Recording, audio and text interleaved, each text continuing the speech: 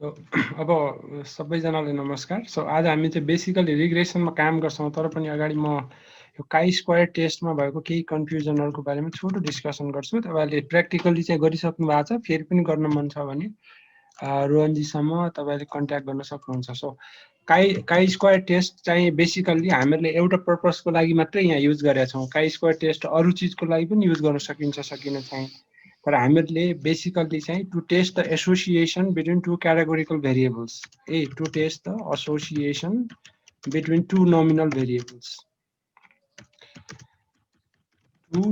Variables, यो उद्देश्यको लागि चाहिँ हामीले युज गरेका छौँ। जस्तो दुईटा नोमिनल भेरिएबल्स भनेको चाहिँ के हुन सक्छ भने जुन चाहिँ अङ्कमा नाप्न सकिँदैन, क्याटेगोरीमा मात्रै आन्सर आउँछ। जस्तो हामीहरूको चाहिँ जेन्डर र रिलिजन हुन सक्छ हैन। जेन्डर पनि क्याटेगोरीमा आन्सर आउँछ मेल फिमेल भनेर, रिलिजन पनि हिन्दू बुद्धिस्ट भनेर क्याटेगोरीमा आन्सर आउँछ। सो अब हामीहरूले जेन्डर र रिलिजनको बिचमा कुनै एसोसिएसन हुन्छ कि हुँदैन भनेर चेक गर्नु पर्यो भने हामीहरूसँग अरू टेस्टहरू हुँदैनन्। त्यस्तो बेला हामी काई स्क्वायर टेस्ट चाहिँ बेसिकल्ली युज गर्छौँ। अब तर काई स्क्वायर टेस्टको केही लिमिटेसन्सहरू हुन्छन्। जस्तो हामीहरूले यसको लिमिटेसन्सहरू चाहिँ एसपीएसएसले पनि भन्छ भन्न चाहिँ हैन। सो काई स्क्वायर टेस्ट चाहिँ बेसिकली लार्ज स्याम्पलमा भ्यालिड हुन्छ है। लार्ज स्याम्पल भनेको चाहिँ अब कसैले 30 भन्दा ठुलो भन्छन्, कसैले चाहिँ 50 भन्दा ठुलो भन्छन्, तर बेसिकली 100 भन्दा ठुलो भयो भने चाहिँ you can rely on chi square test. So यसको एउटा लिमिटेसन चाहिँ के हो त भन्दा यो स्मल स्याम्पलमा त्यति भ्यालिड हुँदैन है। अब 2 नम्बरमा चाहिँ यसको लिमिटेसन चाहिँ के हो भने it is not valid when expected cell frequencies are less than 5 है। अब हामीहरू यहाँ दुईटा रुल भन्छौँ। यदि 2/2 तपाईले चाहिँ दुईटा क्याटेगोरी र दुईटा क्याटेगोरी भएको भनेको चाहिँ कस्तो हो भने, जस्तो म एउटा टेबल तपाईँलाई यहाँ बनाएर देखाउँ हैन। जस्तो एनालाइजमा गएर 2/2 भनेको चाहिँ कस्तो हो तपाईलाई थाहा छ होला छन चाहिँ। सो 2/2 टेबल्स भनेको सिम्पली दुईटा क्याटेगोरी छ मेलमा, सरी यहाँ अलरेडी रहेछ, म यसलाई रिसेट गर्छु फर्स्टमा। मेलमा पनि दुईटा क्याटेगोरी छ, म्यारिडमा पनि दुईटा क्याटेगोरी छ। सो यस्तो भयो भने यसलाई 2/2 टेबल भनेर पनि छ, जहाँ यतापट्टि दुईटा क्याटेगोरी यतापट्टि पनि दुईटा क्याटेगोरी छ। सो यस्तो टेबलमा अब यो त एक्चुअल अब्जर्भ फ्रिक्वेन्सीहरू हो हैन। हामीहरूले हिजो रोहनजीले यहाँ एक्सपेक्टेड फ्रिक्वेन्सी भनेर पनि क्याल्कुलेट गर्न सिकाउनु भएको थियो होला हैन। सो यसमा हामीले एक्सपेक्टेड फ्रिक्वेन्सी निकाल्दाखेरि 5 भन्दा सानो अहिले त छैन हैन, 5 भन्दा सानो छैन। सो यस्तो केसमा चाहिँ काई स्क्वायर टेस्ट भ्यालिड हुन्छ, किनकि यहाँ त स्याम्पल साइज धेरै ठुलो छ। स्याम्पल साइज त 500 छ यो डेटामा। त्यसो भएको हुनाले कुनै पनि एक्सपेक्टेड सेल फ्रिक्वेन्सीजहरू 5 भन्दा सानो नआउन सक्छ। सो सेल फ्रिक्वेन्सीजहरू हामीहरू निकाल्नको लागि जस्तो एनालाइजमा गएर यो डिस्क्रिप्टिभ स्ट्याटिस्टिक्सबाट पनि निकाल्न सक्छौँ। यसमा क्रस ट्याब गर्ने हैन, यसको निकालेर हेरौँ न एक्सपेक्टेड फ्रिक्वेन्सी। सो यता मेल गऱ्यौँ हामीहरूले, यता चाहिँ म्यारिड गऱ्यौँ। अब यसको स्ट्याटिस्टिक्समा तपाईँले स्ट्याटिस्टिक्समा हैन एक्ज्याक्ट सेल्समा पनि होला हैन, यो सेल्स भन्नेमा पनि हुन्छ होला, एक्सपेक्टेड भनेर निकालौँ है। सो तपाईँले एक्सपेक्टेड फ्रिक्वेन्सी निकाल्नु हो भने यसको एक्सपेक्टेड फ्रिक्वेन्सी 92.5 छ, 177 छ, 92.5 छ भनेको कुनै पनि एक्सपेक्टेड, यो एक्सपेक्टेड काउन्ट चाहिँ 5 भन्दा सानो छैन।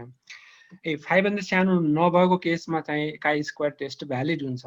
सो स्याम्पल साइज ठुलो भएको केसमा यो 5 भन्दा सानो आउने चान्स खासै हुँदैन। त्यसो भए हुनाले हामीले दिमागमा एउटा कुरो के राख्नुपर्छ भने यदि 100 भन्दा ठुलो स्याम्पल साइज छ भने generally chi square test valid हुन्छ। अथवा हामीले यसरी क्रस ट्याबुलेसन गरेर कुनै एक्सपेक्टेड फ्रिक्वेन्सी 5 भन्दा सानो आउँछ कि आउँदैन त्यो हेर्न सक्छौँ है। यसलाई हामी 2/2 टेबल भन्छौँ। 2/2 टेबल किन त भन्दा यो मेलको पनि 0 1 दुईटा क्याटेगोरी मात्रै छ, म्यारिडको पनि म्यारिड अनम्यारिड गरेर दुईटा मात्रै क्याटेगोरी छ। सो यसरी एक्सपेक्टेड सेल फ्रिक्वेन्सी चाहिँ 5 भन्दा ठुलो छ भने यो भ्यालिड हुन्छ। तर 5 भन्दा सानो एक्सपेक्टेड फ्रिक्वेन्सी आयो भने त्यतिखेर काई स्क्वायर टेस्टमा क्वेसन उठ्न सक्छ। त्यस्तो बेला हामीहरू जेन्डर र रिलिजनको बिचमा एसोसिएसन छ कि छैन भनेर काई स्क्वायर टेस्ट युज गर्न सक्दैनौँ।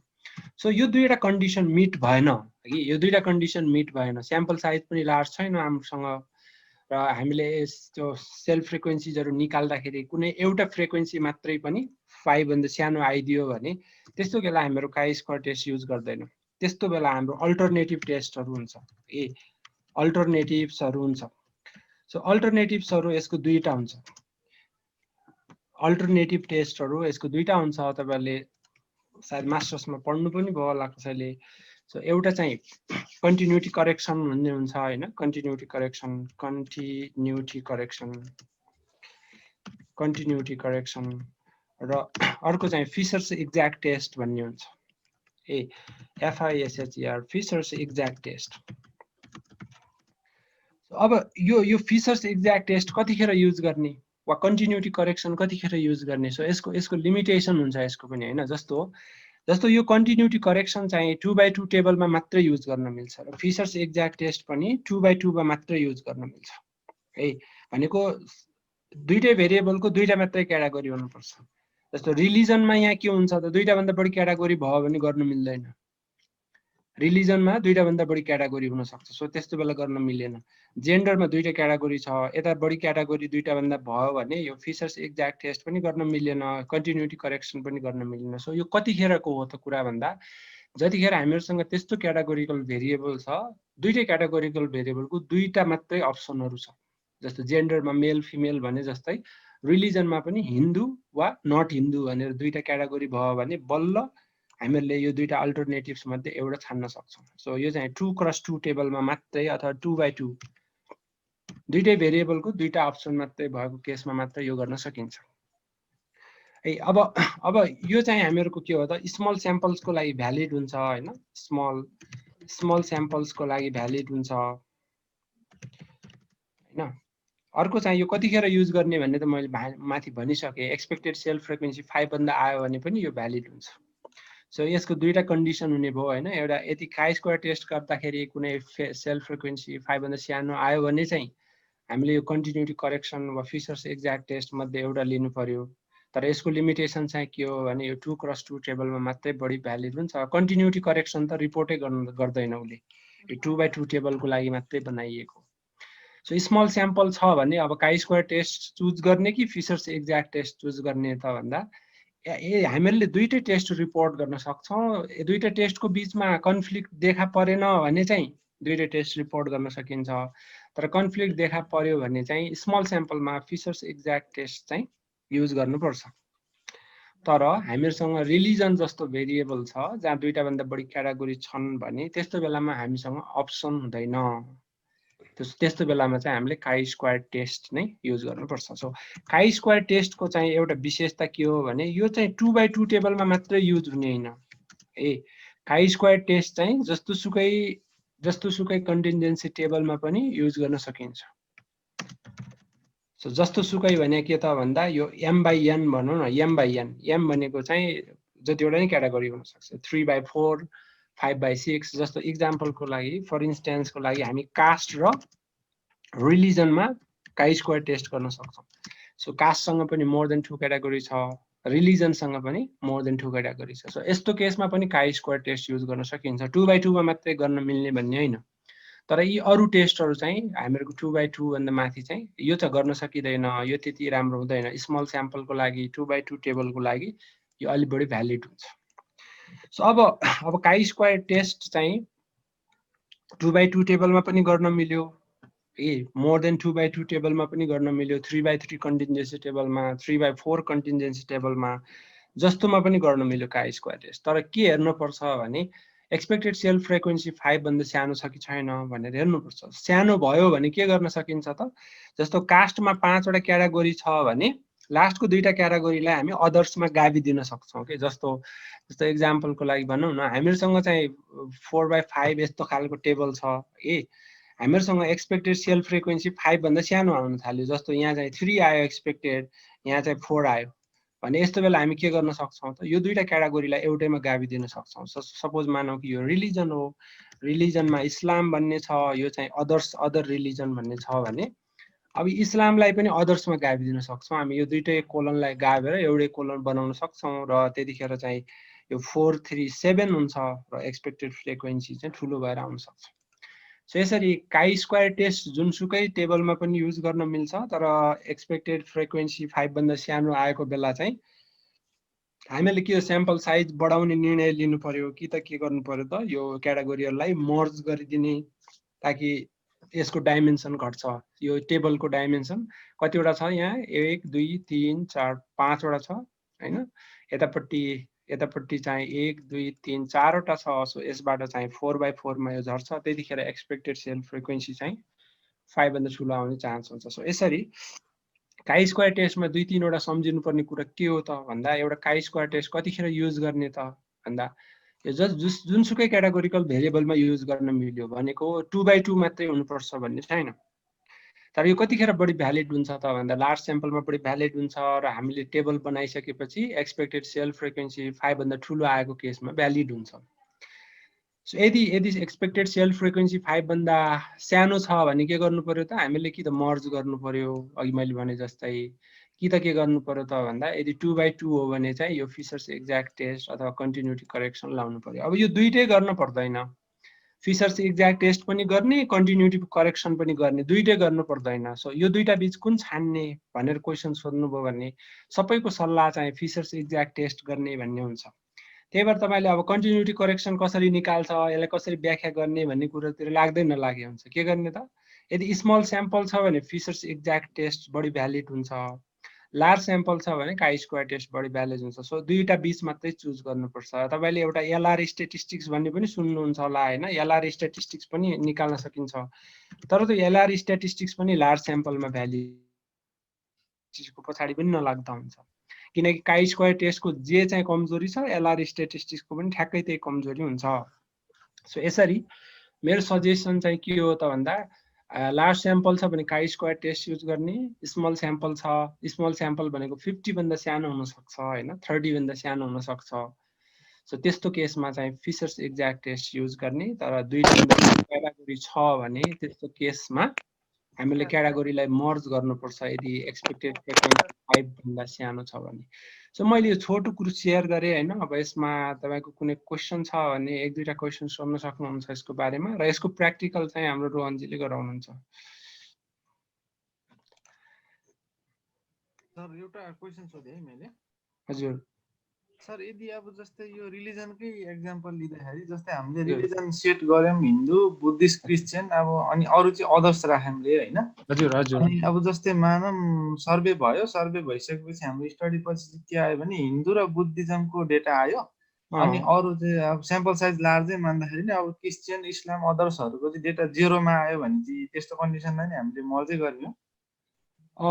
अब 0 मा सबै 0 त नआउला हैन। हजुर हजुर आइहाल्यो, सबै 0 आइहाल्यो भने त तेस्रो क्याटेगोरी राख्नै परेन नि हैन। ए त्यो स्टडी भइसकेपछि पछि क्याटेगोरी निकाल्दा पनि हुन्छ पछि। सबै तपाईको इस्लाम पनि 0 आयो, क्रिस्चियनिटी पनि 0 आयो, अदर्स पनि 0 आयो भने त त्यो तीनटै राख्न परेन, तीनटै फाल्दिए भइहाल्यो क्याटेगोरीको। ए ओके सर। अनि यो हामीले कम्बाइन गरिसकेपछि नि सेल फ्रिक्वेन्सी चाहिँ 5 भन्दा बेसी बेसी आएपछि नि फिचर एक्ज्याक्टै हुन्छ कि हैन? 5 भन्दा तपाईको स्याम्पल साइज लार्ज छ र तपाईले कम्बाइन गरिसकेपछि एक्सपेक्टेड सेल फ्रिक्वेन्सी चाहिँ ठुलो आयो भने त्यस्तो केसमा चाहिँ काई स्क्वायर टेस्टमा रिलाइ गर्न राम्रो भयो हैन। हजुर हजुर त्यसपछि पनि एक्सपेक्टेड फ्रिक्वेन्सी 5 भन्दा सानो छ भने तपाईले यो एक्ज्याक्ट टेस्टतिर जानुपर्छ। ए ओके हुन्छ सर, थ्यांक यू। ल अब यसमा कुनै प्रश्न छन् भने हाम्रो रोहनजीले प्र्याक्टिकली पछि गरेर देखाउनुहुन्छ हैन। अहिले चाहिँ हाम्रो रिग्रेसन एनालिसिसमा जान्छौं र यो रिग्रेसन गर्नको लागि चाहिँ मैले तपाईहरुसँग एउटा डेटा सेट शेयर गरेको थिएँ हैन। त्यो डेटा सेटमा चाहिँ म तपाईलाई त्यो इम्पोर्ट गर्न त तपाईलाई आउँछ होला, गरि पनि सक्नुभयो होला हैन। यसमा म सर र यो डेटा सेटको लेबलिङ नगरे हुनाले तपाईलाई भन्छु। सो यो डेटा सेटमा 5-7 वटा भेरिएबल मात्रै छ। यो आइडी भनेको चाहिँ इन्डिभिजुअलको आइडी हो हैन। यो मैले आफै राखेको हैन, इम्पोर्ट गर्दाखेरि अटोमेटिक रूपमा लिएको हो है, अटोमेटिक रूपमा यो सफ्टवेयरले लिएको हो।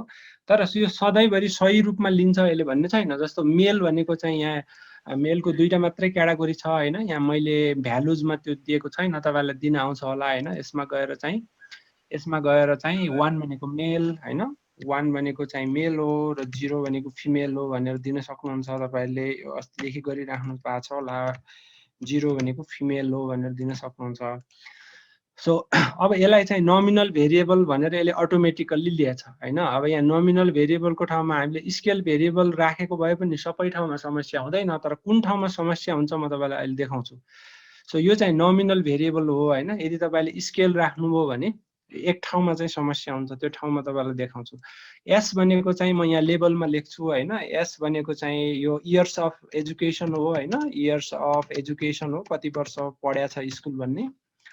त्यस्तै गरेर मेरिट भनेको चाहिँ के हो त भन्दा यो मेरिटको दुईटा क्याटेगोरी छ है। त्यो पनि क्याटेगोरी तपाईले यही दिनुस्, मसँगै दिदा पनि हुन्छ हैन।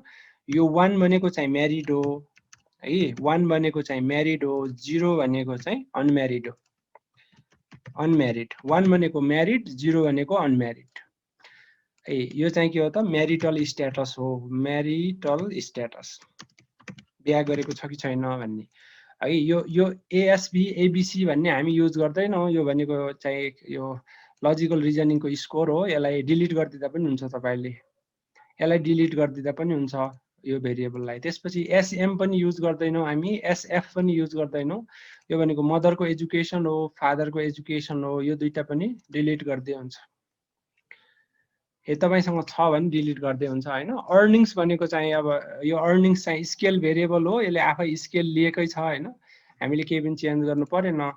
अब यो एक्सपिरियन्स भनेको चाहिँ के हो त भन्दा म लेबलिङ गर्छु, तपाईले पनि गर्दा हुन्छ। एक्सपिरियन्स इन इयर्स हो, कति वर्ष काम गरेछ उले भन्ने है। अर्निङ्स भनेको चाहिँ के हो त, यो आवरली वेज रेट हो है, एक घण्टामा कति पैसा कमाउँछ भन्ने आवरली वेज रेट।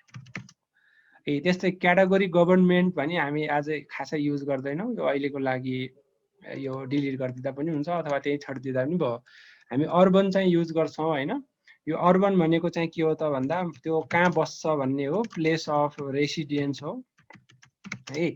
अब यसको दुईटा भ्यालु छ, दुईटा भ्यालु तपाईलाई थाहा छैन, मलाई थाहा छ, त्यही भएर म यहाँ तपाईलाई भन्छु। यसमा यो अर्बन भनेपछि जे यहाँ शब्द छ नि त्यसलाई 1 दिने हो के। जस्तो हामीले म्यारिडमा के दियौँ त, म्यारिडलाई 1 दियौँ है, मेलमा के दियौँ त, मेललाई 1 दियौँ। सो यहाँ अर्बनमा दुईटा क्याटेगोरी छ, त्यसो भए हुनाले म के गर्छु त 1 भनेको सहरी क्षेत्रमा बस्ने हो, अर्बन एड गर्ने, र 0 भनेको चाहिँ के हो त, यो चाहिँ रुरल हो। सो यो चाहिँ कहाँ बस्छ भन्ने हो। सो यो लग अर्निङ्स भन्ने मैले निकालेको हो, तपाईहरुकोमा छैन होला। सो यसरी हामीले यहाँ चाहिँ के गर्यो त, यो भेरिएबल्सहरुको नेचर कस्तो छ, यसले के देखाउँछ भन्ने कुरो गर्यौं। यी बाँकी सबै चिजहरु तपाईले गरिसक्नु भएको छ। यहाँ एउटा कुरा चाहिँ हामी थप के सिक्छौं भने यो मिजरमा चाहिँ अस्तिदेखि तपाईले सिक्नु पनि भयो होला, यो सही चिज राखेन गलत चिज राख्यो भने त्यसले के असर पार्छ कि पार्दैन भन्ने कुरा हामी हेर्छौं। जस्तो सपोज म एउटा गल्ती गर्छु है त, यहाँ म गल्ती के गर्छु भने यो एस भन्ने छ नि, यो एस भन्ने चाहिँ हाम्रो के हो त, एस भन्ने डेटा के हो त, यो इयर्स अफ एजुकेसन हो। तपाईले डेटामा हेर्नुभयो भने है, डेटामा हेर्नुभयो भने यो एस भनेको चाहिँ के हो त, कति वर्ष पढ्या छ भन्ने हो। कति वर्ष स्कुल गएको छ, कति वर्ष 16 वर्ष पढ्या छ कि 14 वर्ष पढ्या छ, कति छ भन्ने हो। यसले यहाँ गल्तीले के गर्यो त, यो त हामीले संख्यामा नापेको भेरिएबल, तपाईले कति क्लास पढ्नु भएको छ भने संख्यामा आन्सर आउँछ नि त। यो स्केल भेरिएबल हुनुपर्ने है कि, यो स्केल भेरिएबल हुनुपर्ने, तर सफ्टवेयरले यसले गल्तीले चाहिँ नोमिनल भेरिएबल भनेर लिइराखेको छ। अब यसरी गल्ती लियो भने यसले के फरक पार्छ कि पार्दैन म तपाईलाई अहिले देखाउँछु। सो यो डिस्कसनको बेसिक उद्देश्य चाहिँ के हो भने, अब हिजो अस्ति तपाईले एउटा कोरिलेसन भन्ने पढ्नुभयो होला हैन। कोरिलेसनले के गर्छ त, दुईटा भेरिएबल्सहरुको बीचमा रिलेसनशिप छ कि छैन भनेर देखाउँछ। जस्तो हामी कोरिलेसन निकाल्नको लागि के गर्छौं त, एनालाइजमा गएर कोरिलेटमा जान्छौं हैन। अनि दुईटा मात्रै भेरिएबल छ भने बाइभेरिएट निकाल्छौं। जस्तो हामीले भनौं न, हामीले दुईटा भेरिएबलको बीचमा कोरिलेसन निकालौं, रिसेट गरेर एउटा चाहिँ हामीले यो आवरली वेज रेट हैन, आवरली वेज रेट, अनि अर्को चाहिँ हाम्रो स्कुलिङ एस भन्ने कहाँ छ, एस भन्ने चाहिँ इयर्स अफ एजुकेसन हो है। सो एउटा आवरली वेज रेट, अर्को चाहिँ इयर्स अफ एजुकेसन, अर्थात् बढी पढ्दाखेरि बढी कमाइ हुन्छ कि हुँदैन त, अब यो निकालेर हेरौँ है त। सो ओके गर्नुभयो भने यसको रिजल्ट आउँछ। र यहाँ कोरिलेसन चाहिँ कति आएको छ त, यो पियर्सन कोरिलेसन भन्ने तपाईले ब्याचलर्समा पढ्नुभयो होला, 0.415 आएको छ। सो 0.415 ले के देखाउँछ त, भन्दा जस्तो कोरिलेसनको भ्यालु चाहिँ -1 देखि +1 सम्म हुन्छ हैन। प्लस भयो भने चाहिँ पोजिटिभ रिलेसन भन्ने देखाउँछ, माइनस भयो भने नेगेटिभ। 1 को नजिक भयो भने स्ट्रङ हुन्छ रिलेसनशिप, तर यो 1 को नजिक छैन। त्यसो भए हुनाले हामी के भन्न सक्छौँ भने बढी पढ्दाखेरि बढी पैसा चाहिँ कमाइन्छ, तर बढी पढ्ने बित्तिकै धेरै बढी कमाइन्छ भन्ने ग्यारेन्टी चाहिँ हुँदैन, किनकि रिलेसनशिप विक छ। रिलेसनशिप पोजिटिभ छ तर विक छ है। यसरी कोरिलेसनले हामीलाई के देखाउँछ त, इयर्स अफ एजुकेसन र वेज रेटको बिचमा सुल्टो सम्बन्ध छ कि उल्टो सम्बन्ध छ भन्ने देखाउँछ। तर यसले के देखाउँदैन भने तपाईले 1 वर्ष एक्स्ट्रा स्कुल पढ्ने हो भने तपाईले कति बढी कमाउनुहुन्छ, त्यो अंक त आउँदैन नि कोरिलेसनबाट हैन। सो कोरिलेसनले दुईटा भेरिएबल्सहरु पोजिटिभली रिलेटेड छ कि नेगेटिभली रिलेटेड छ भन्ने मात्रै देखाउँछ। तर अब आज हामी त्यस्तो टेक्निकमा जान्छौँ जसले चाहिँ इयर्स अफ एजुकेसन र अर्निङ्सको बिचमा पोजिटिभ छ कि नेगेटिभ छ भन्ने त देखाउँछ नै, तर 1 वर्ष एक्स्ट्रा पढ्दाखेरि कति बढी कमाइन्छ भन्ने पनि देखाउँछ। सो त्यो न्युमेरिकल इस्टिमेट चाहिँ दिन्छ, त्यसलाई हामी रिग्रेसन भनेर भन्छौँ। सो अब रिग्रेसनले के काम गर्छ भन्ने कुरो त धेरै मान्छेलाई थाहा छ होला, यहाँ धेरै साथीभाइहरूलाई, तर पनि म 2-3 मिनेट यसमा खर्च गर्छु है। जस्तो हामीले वेज रेट हैन, wage rate equals to A plus B times years of education भनेर गर्यो। EDUC भनेर लेखेँ है मैले। EDUC भनेको चाहिँ इयर्स अफ एजुकेसन हो अहिलेको लागि। सो अब रिग्रेसनमा हामीहरू बेसिकल्ली के गर्छौँ त, रिग्रेसनमा बेसिकल्ली के गर्छौँ त भन्दा हामीहरूले यस्तो रिलेसनशिपको न्युमेरिकल आन्सर निकाल्छौँ। न्युमेरिकल आन्सर भनेको के हुन्छ त, यो A को भ्यालु र B को भ्यालु इस्टिमेट गर्ने हो। A को भ्यालु र B को भ्यालु इस्टिमेट गरिसकेपछि हामी यसलाई कसरी इन्टरप्रेट गर्न सक्छौँ त भन्दा 1 वर्ष एक्स्ट्रा स्कुल पढ्ने हो, 1 वर्ष एक्स्ट्रा कलेज एटेन्ड गर्ने हो भने हाम्रो वेज रेट कतिले वृद्धि भएर जान्छ। सो B लाई हामी यहाँ कसरी इन्टरप्रेट गर्छौँ त, B लाई कसरी इन्टरप्रेट गर्छौँ त भन्दा if you go to college or school for 1 extra year, so जति पढ्नु भएको छ त्यसमा 1 वर्ष थप जानुभयो भने तपाईको अर्निङ्स चाहिँ कतिले बढ्छ per hour. So your earnings will increase by $B. अब B को आन्सर जति आउँछ नि, जस्तो B को आन्सर 5 आयो भने $5 ले बढ्छ पर आवर वेज रेट भन्ने देखाउँछ। सो रिग्रेसनमा हामीहरू बेसिकल्ली के गर्छौँ त भन्दा यस्तो खालको इक्वेसनको A र B को मान इस्टिमेट गर्छौँ डेटाबाट, र इस्टिमेट गरिसकेपछि हामीहरू एजुकेसन एक्स्ट्रा लिने हो भने वेज रेट कतिले बढ्छ भन्ने कुरा व्याख्या गर्न सक्छौँ। सो अब डेटामै जाउँ है। सो रिग्रेसन इस्टिमेट गर्नको लागि हामीहरू फर्स्ट ह्यान्डको रूपमा चाहिँ हिजो अस्ति तपाईँले बनाउनु भएको चाहिँ स्क्याटर प्लटबाट सुरु गर्न सक्छौँ। सो त्योभन्दा अगाडि मैले एउटा कुरा भने है त, अघि हामीले जबरजस्ती यहाँ हामीले क्याटेगोरी गल्ती राखेको थियो है। अस्ति अघिल्लो क्लासमा एकजना साथीले सोध्नु पनि भएको थियो क्वेसन हैन, जस्तो एस भनेको चाहिँ इयर्स अफ एजुकेसन हो, यो त अङ्कमा नापिन्छ, या फेरि नोमिनल भनेर राखेको छ सफ्टवेयरले। यसलाई स्केल बनाउनु र नोमिनलमै राख्नुमा के फरक हुन्छ त, हामीले नोमिनलमै राखी छोडेका छौँ। यसले कोरिलेसन निकाल्नमा केही गल्ती गर्यो त गरेन, कोरिलेसन त निकाल्दियो यसले है। तर अब तपाईँले देख्नुहुन्छ कोरिलेसन निकाल्दाखेरि केही पनि समस्या पर्दो रहन्छ है।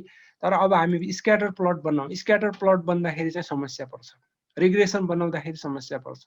सो अब हामी स्क्याटर प्लट बनाउँछौँ है त, ग्राफ्समा जाने हैन, ग्राफ बिल्डरमा जाने है। यहाँ मैले अलरेडी एउटा बनाएको रहेछु। सो स्क्याटर प्लट भने के हो त, एक्स एक्सिसमा एउटा भेरिएबल राख्ने, वाइ एक्सिसमा अर्को भेरिएबल राख्ने। सपोज हामी कुनै एउटा स्क्याटर प्लट यहाँ विभिन्न प्रकारका छन् हैन, हामी फर्स्टको स्क्याटर प्लट बनाउँ न, फर्स्टको स्क्याटर प्लट। सो यसमा हामीले वाइ एक्सिसमा चाहिँ आवरली वेज रेटलाई राखौँ वाइ एक्सिसमा है, वाइ एक्सिसमा वेज रेटलाई, एक्स एक्सिसमा चाहिँ इयर्स अफ एजुकेसनलाई राखौँ है।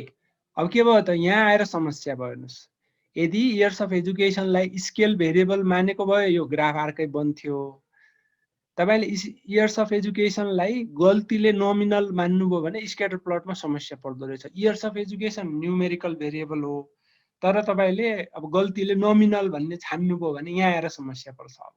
सो अब यो समस्यालाई करेक्ट गर्नको लागि के गर्नु पर्यो त भन्दा यो हामीले अघि जुन गल्ती गरिराखेका थियौँ नि, हामीले गरेको गल्तीलाई सुधार गर्नु पर्यो। अब इयर्स अफ, यसलाई एकचोटि बन्द गरौँ अनि हामीहरूको जुन यहाँ भेरिएबलमा इयर्स अफ एजुकेसन नोमिनल भएको छ नि हैन, यो नोमिनल हैन अङ्कमा नापेको हो भनेर भन्नु पर्यो है। अब चाहिँ त्यो चार्ट बनाऊ है त, अब चार्ट बनाऊ, अब कस्तो हुन्छ। सो हामीहरूले चाहिँ स्क्याटर प्लट भन्ने छान्नु पर्यो फर्स्टमा हैन, अनि यसलाई तानेर यहाँ राख्नु पर्यो। त्यसपछि हामीले आवरली वेज रेट वाइ एक्सिसमा राख्नु पर्यो, इयर्स अफ एजुकेसन एक्स एक्सिसमा राख्नु पर्यो है। अब अघिको भन्दा धेरै पोइन्ट आयो, यहाँ क्याटेगोरी 1 2 भन्ने आएन नि त हैन। सो यसरी हामीले क्याटेगोरी गलत राख्यौँ है, नोमिनललाई स्केललाई नोमिनल राख्यौँ भने हामीले के बुझ्नु पर्यो भने कुनै न कुनै ठाउँमा गएर समस्या पर्छ क्या, कुनै न कुनै ठाउँमा। त्यही भएर तपाईँले डेटामा सुरुमै मैले यो चाहिँ इयर्स अफ एजुकेसन कस्तो खालको भेरिएबल हो भन्ने सुरुमै निर्णय गर्नुपर्छ। यो चाहिँ अङ्कमा नापिने भएको हुनाले स्केल हो। म्यारिड अनम्यारिड भन्ने क्याटेगोरीमा नापिने भएको हुनाले नोमिनल हो। अनि चाहिँ पछि चार्टहरू बनाउन टेस्टहरू गर्न सजिलो हुन्छ है। अब यो स्क्याटर प्लटले के देखाउँछ यो तपाईँले छलफल गरिसक्नु भएको होला हैन। यसमा चाहिँ हामीले दुईटा भेरिएबल राख्छौँ र दुईटा भेरिएबलको बीचको रिलेसनसिप कस्तो हुन सक्छ भन्ने एउटा प्रेडिक्सन गर्छौँ है। अब यत्तिकैमा त केही पनि प्रेडिक्सन गर्न मिलेन, तर यदि हामीले यो दोस्रो खालको स्क्याटर प्लट बनाएको भए यसमा केही प्रेडिक्सन गर्न सकिन्थ्यो होला। दोस्रो एउटा इयर्स अफ एजुकेसन, एउटा आवरली वेज रेट। सो यसले के भन्छ त भन्दा यो लाइन चाहिँ पोजिटिभली स्लोप पनि छैन खासै, नेगेटिभली स्लोप पनि छैन। त्यसो भए हुनाले इयर्स अफ एजुकेसन र आवरली वेज रेटको बिचमा त्यस्तो धेरै बलियो सम्बन्ध छैन कि भन्ने यसले पनि देखाउँछ। यदि यो पोजिटिभली स्लोप भइदिएको भए के हुन्थ्यो त, यस्तो ठाडो गइदिएको भए चाहिँ एकदम बलियो सम्बन्ध छ भन्ने हुन्थ्यो। यस्तो नेगेटिभली स्लोप भइदिएको भए चाहिँ यो दुईटाको बिचमा उल्टो सम्बन्ध छ भन्ने हुन्छ। जस्तो एक्सपिरियन्सको सँग हेरौँ न, एक्सपिरियन्ससँग यो इयर अफ एजुकेसनलाई फालेर यहाँ एक्सपिरियन्स भन्ने राखौँ, कस्तो बन्छ। एक्सपिरियन्ससँग पनि खासै स्ट्रङ रिलेसनसिप चाहिँ छैन। सो यो चाहिँ ठाडो आयो कि लाइन तेर्सो आयो कि डाउनवर्ड स्लोपिङ आयो, त्यसले के देखाउँछ त एउटा ब्रोड रूपमा रिलेसनसिप कस्तो छ भन्ने देखाउँछ। यहाँ चाहिँ क्लियरली भन्न सकिएन, ग्राफबाट क्लियरली भन्न सकिएन। अब ग्राफबाट सकिएन भने हामी के गर्छौँ त, रिग्रेसन निकाल्छौँ। सो रिग्रेसन निकाल्न सजिलो छ एसपीएसएसमा, तर त्यसलाई इन्टरप्रेट गर्ने तरिका जान्ने हो हामीले। जस्तो अब हामीले रिग्रेसन निकाल्नु पर्यो हैन, रिग्रेसन चाहिँ यो रिग्रेसन निकाल्नु पर्यो जहाँ वेज चाहिँ डिपेन्डेन्ट भेरिएबल छ हैन, वेज चाहिँ डिपेन्डेन्ट भेरिएबल छ। वेज चाहिँ एजुकेसनमा डिपेन्ड गर्छ भनेर हामीले भन्यौँ भने वेजलाई डिपेन्डेन्ट भेरिएबल मान्नु पर्यो, एजुकेसनलाई चाहिँ इन्डिपेन्डेन्ट भेरिएबल मान्नु पर्यो। सो अब एसपीएसएसमा यो कुरा सजिलैसँग एस्टिमेट गर्न सकिन्छ। एनालाइजमा जाने, रिग्रेसनमा जाने र लिनियर भन्ने अप्सन छान्ने। यहाँ थुप्रा खालका अप्सनहरू छन्, हामीले लिनियर रिग्रेसन चाहिँ यो गर्ने हो, लिनियर भन्ने अप्सन छान्ने। सो यसमा मेरो अलरेडी छ, म यसलाई क्लियर गर्छु। फर्स्टमा डिपेन्डेन्ट भेरिएबल चाहिँ मैले कसलाई मान्नु पर्यो त, आवरली वेज रेटलाई मान्नु पर्यो। इन्डिपेन्डेन्ट भेरिएबल चाहिँ कसलाई मान्नु पर्यो त भन्दा इयर्स अफ एजुकेसनलाई।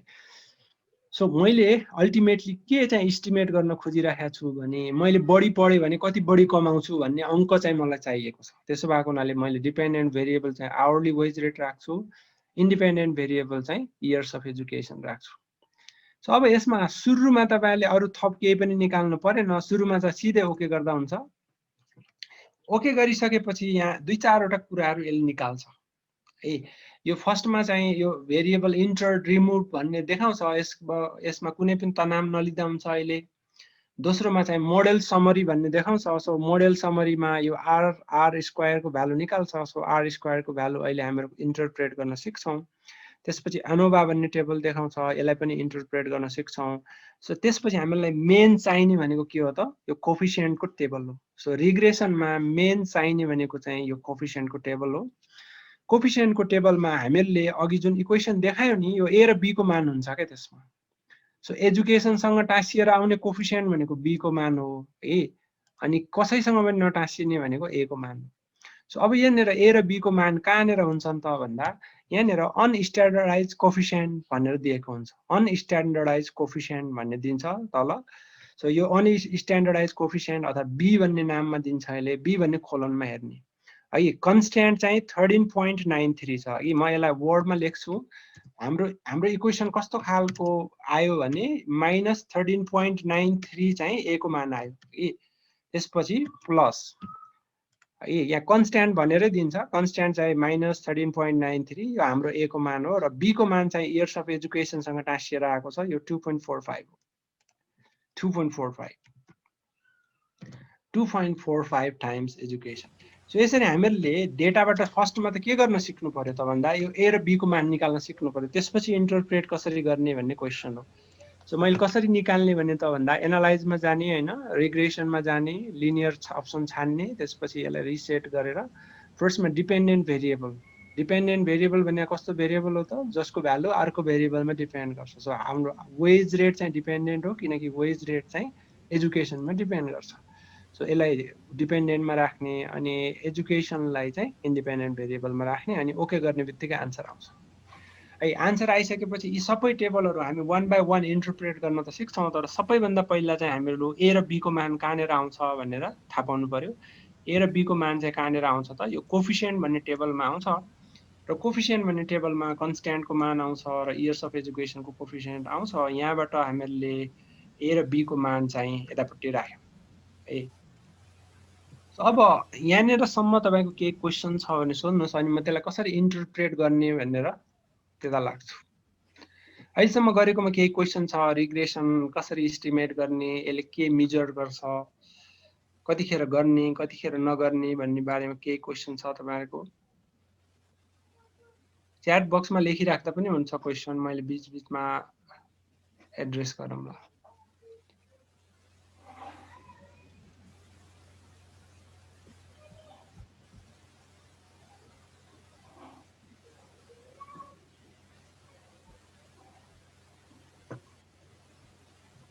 कुनै क्वेसन छ भने च्याट बक्समा राखिराख्नु होला हैन।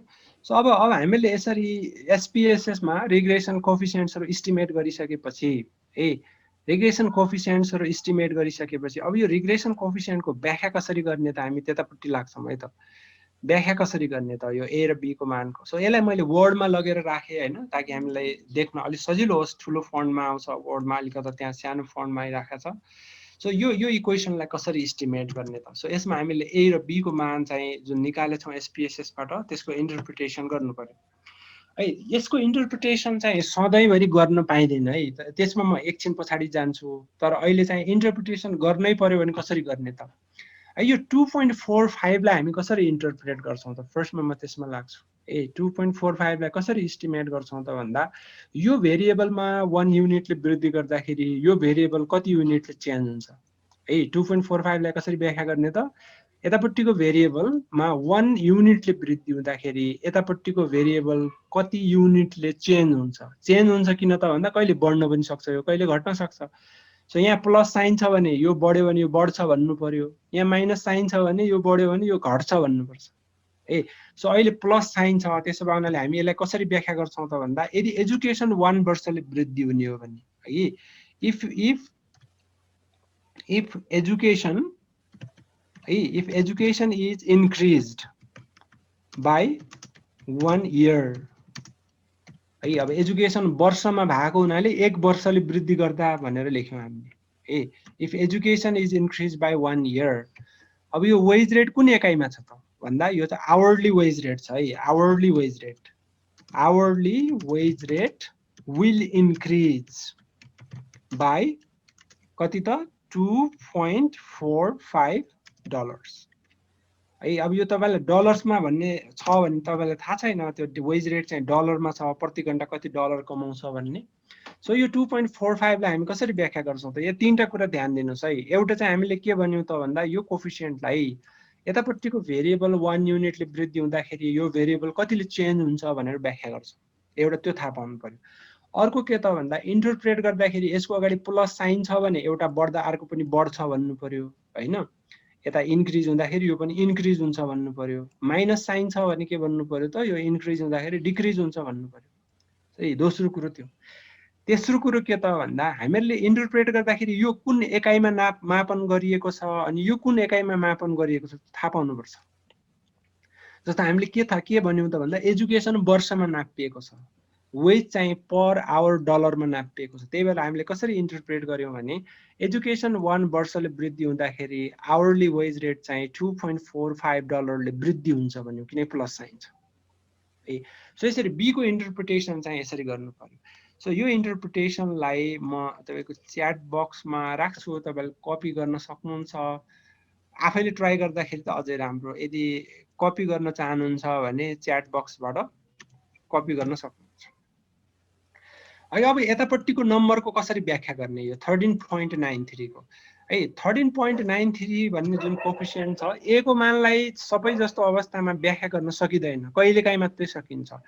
सो यो ए ले के देखाउँछ त भन्दा यतापट्टिको भेरिएबल 0 भयो भने वेज कति हुन्छ भन्ने देखाउँछ। सो यो ए को भ्यालुले के देखाउँछ त, ए को भ्यालुले सरी स्मल ए को भ्यालुले के देखाउँछ भने what is the wage rate है, what is the wage rate when education is 0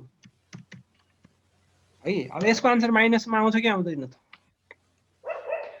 है, तपाईले पढ्नु नै भएको छैन भने तपाईको ज्याला दर कति हुन्छ, माइनसमा हुन्छ त, ज्याला दर हुँदैन। त्यसो भए हुनाले यसलाई जतिखेर इन्टरप्रेट गर्न मिल्छ त्यतिखेर गर्ने हो। जस्तो यो प्लसमा भइदिएको भए के हुन्थ्यो त, सेन्सिबल हुन्थ्यो, गर्थ्यौँ हामी। यो प्लसमा भइदिएको भए तपाईले पढ्नु भएको छैन भने चाहिँ $13 मात्रै कमाउनुहुन्छ पर आवर, पढ्नु भएको छ भने बढी कमाउनुहुन्छ भनेर निकाल्थ्यौँ है।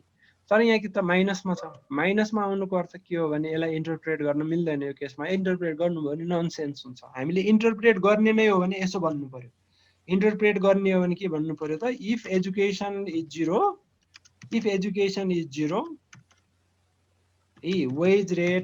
Wage rate hourly wage rate हो है, यो वेज रेट इज -13.93 $। अब यसो भनेर व्याख्या गर्न मिल्छ त, मिल्दैन। वेज रेट त माइनसमा कहिले हुँदैन। काम पनि गराउने अझ उल्टोबाट $13 फिर्ता पनि माग्ने हो भने $13 माइनसमा हुन सक्थ्यो वेज रेट। त्यसो गर्यो भने त कोही पनि काममा आउँदैन, काम पनि लाउने अनि $13 ल्या भनेर उसँग माग्ने फेरि। सो त्यस्तो बेला वेज रेट -13 हुन सक्छ, तर त्यो रियालिटीमा सम्भव छैन। त्यसो भए हुनाले ए भन्ने कोफिसिएन्टलाई चाहिँ सधैँभरि व्याख्या गर्न मिल्दैन। मैले अघि भने फर्स्टमा कहिलेकाहीँ व्याख्या गर्न मिल्छ, धेरै जस्तो केसमा मिल्दैन। सो हामीले यो ए भन्नेमा धेरै चिन्ता लिनु पर्दैन, ए कोफिसिएन्टमा धेरै चिन्ता लिनु पर्दैन, यसको इन्टरप्रिटेसन नगर्दा पनि केही फरक पर्दैन। अब यो कोफिसिएन्टलाई कसरी इन्टरप्रेट गर्ने भन्ने सन्दर्भमा कसैको केही प्रश्न छ? इन्टरप्रेट कसरी गर्ने भन्नेमा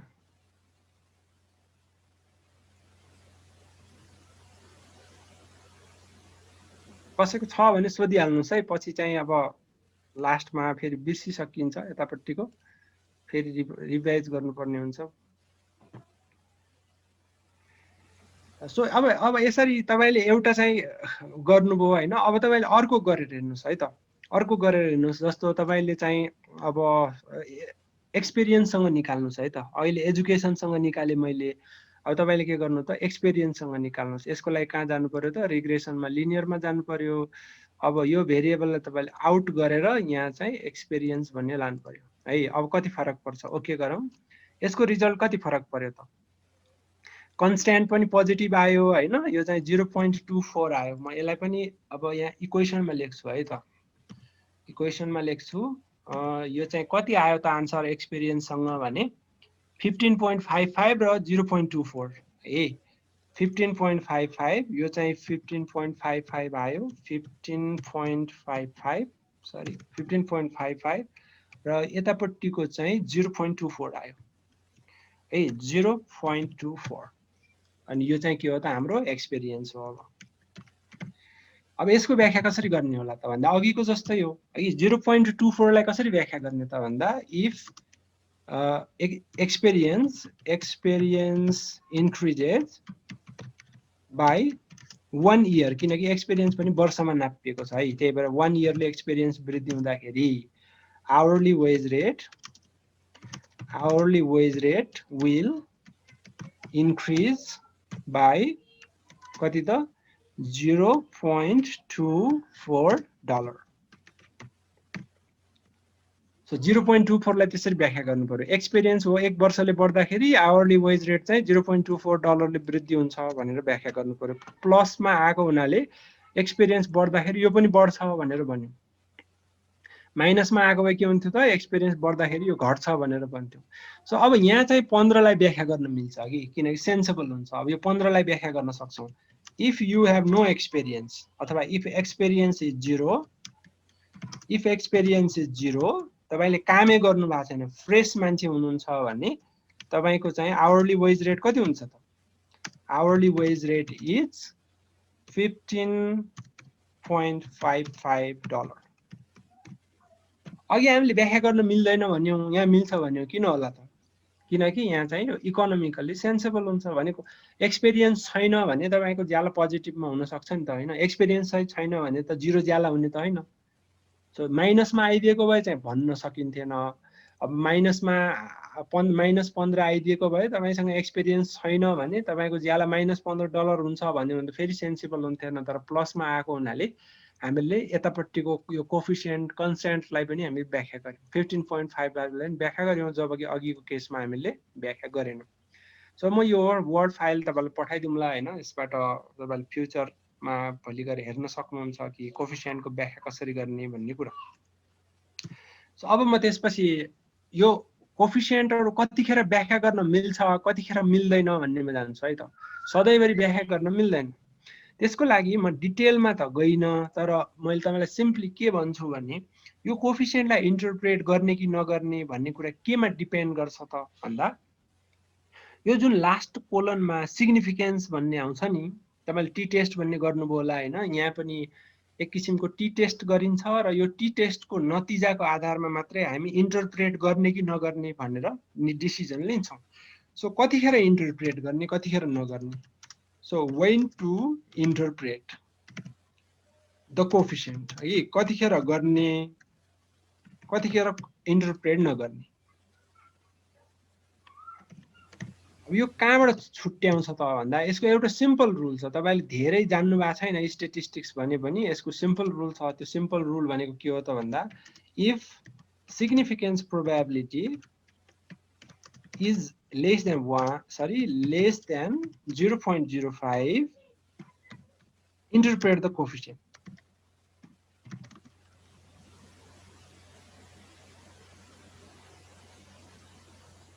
ए कतिखेर मात्रै व्याख्या गर्ने त जतिखेर प्रोबेबिलिटी लेस देन 0.05 छ सो जहिले पनि फर्स्टमा हाम्रो आँखा प्रोबेबिलिटीमा जानुपर्छ अबदेखि अनि मात्रै इन्टरप्रिटेसनमा जानुपर्छ अब अघिको तालिकामा हेरौँ है त अघिको तालिकामा हामीहरुको एक्स कन्स्ट्यान्टको प्रोबेबिलिटी कति छ त भन्दा 0.05 भन्दा सानो छ सो इन्टरप्रेट गर्न मिल्यो कन्स्ट्यान्टलाई एक्सपिरियन्सलाई गर्न मिल्यो कि मिलेन भन्दा एक्सपिरियन्सको प्रोबेबिलिटी 0.08 छ है हाम्रो रुल के हो त 0.05 भन्दा सानो छ भने अनि मात्र इन्टरप्रेट गर्ने सो यो केसमा हामीहरु एक्सपिरियन्सको कोफिसिएन्ट इन्टरप्रेट गर्न पाउँदैनौं सो यस्तो बेला हामी के भन्छौं भने एक्सपिरियन्स इज नट सिग्निफिकेन्ट है यस्तो बेला हामी के भन्छौं त if probability is greater than 0.05 है we say that the variable is not significant भनेर हामी लेख्छौं अघिको जस्तो इन्टरप्रेट गर्दैनौं सो यो त मैले तपाईलाई कसरी गर्ने भन्ने सिकाउनको लागि हो तर प्रोबेबिलिटी नहेरिकन यो गर्नु हुँदैन फर्स्टमा हाम्रो आँखा प्रोबेबिलिटीमा जानुपर्छ यदि प्रोबेबिलिटी 0.05 भन्दा ठूलो छ भने हामीहरु त्यतिखेर इन्टरप्रेट गर्दैनौं 0.05 छ भन्दा ठूलो छ भने इन्टरप्रेट गर्दैनौं के लेख्छौं त भन्दा we say that the variable is not significant variable चाहिँ सिग्निफिकेन्ट छैन भनेर लेख्छौं सो यो केसमा हामी एक्सपिरियन्स सिग्निफिकेन्ट छैन एक्सपिरियन्सले सिग्निफिकेन्टली वेज रेटमा प्रभाव पार्दैन भनेर लेख्छौं ए त्यो चाहिँ हाम्रो प्रोबेबिलिटी अब अघिको केसमा हेरौँ है त अघिको केसमा अघि इयर्स अफ एजुकेसनमा के थियो प्रोबेबिलिटी यो अलि म यहाँ मैले चाहिँ प्रश्न देख्छु तपाईले देख्नुहुन्न होला सो दुईटैको प्रोबेबिलिटी 0.000 छ है दुईटैको प्रोबेबिलिटी 0.00 छ सो यस्तो बेला हामीले इयर्स अफ एजुकेसन चाहिँ इन्टरप्रेट गर्न मिल्छ है इयर्स अफ एजुकेसन इन्टरप्रेट गर्न मिल्छ किनकि यसको प्रोबेबिलिटी 0.05 भन्दा सानो छ जबकि एक्सपिरियन्सलाई इन्टरप्रेट गर्न मिलेन किनकि यसको प्रोबेबिलिटी 0.05 भन्दा ठूलो छ अब यो कन्स्ट्यान्टलाई चाहिँ हामी इन्टरप्रेट गर्न मिल्दैन भन्यौं अघि हाम्रो प्रोबेबिलिटी जति भए पनि मिलेन के यो माइनसमा आएको भएर है इन्टरप्रेट गर्नु पर्यो भने के भन्नु पर्यो त भन्दा नपढेको मान्छेले चाहिँ -$13 ज्याला कमाउँछ भन्नु पर्यो त्यसले त के अर्थ राख्दैन त्यसो भएको हुनाले यसको प्रोबेबिलिटी यसको प्रोबेबिलिटी 0.05 भन्दा सानो हुँदा हुँदै पनि यो इन्टरप्रेट गर्दाखेरि अनर्थ हुने भएको हुनाले हामीले यो कन्स्ट्यान्टलाई चाहिँ इन्टरप्रेट गर्दैनौं जबकि इयर्स अफ एजुकेसनलाई गर्छौं किनकि यसको प्रोबेबिलिटी 0.05 भन्दा सानो छ ल यो इन्टरप्रिटेसनमा केही चाहिँ तपाईलाई क्वेसन छ, केही जिज्ञासा छ भने सोध्दा पनि हुन्छ, च्याट बक्समा राख्दै गर्दा पनि हुन्छ है क्वेसन चाहिँ। एक्सक्युज मी सर, हजुर यो सर रिजन के होला सर यस्तो गर्नुको, त्यो यति भन्दा नहुँदाखेरि सर? हजुर एकचोटि फेरि भनिदिनुहोस् है तपाईँको क्वेसन, मैले सुनेन राम्रोसँग। हेलो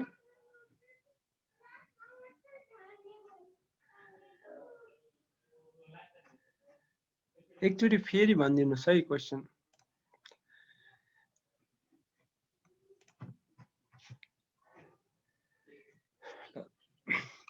सो अब मैले यो यसको पनि कोफिसिएन्ट र यसको प्रोबेबिलिटी हेर्न सिक्यौँ होइन हामीले। अब त्यसपछि हामी यो आर स्क्वायर भन्नेमा जान्छौँ।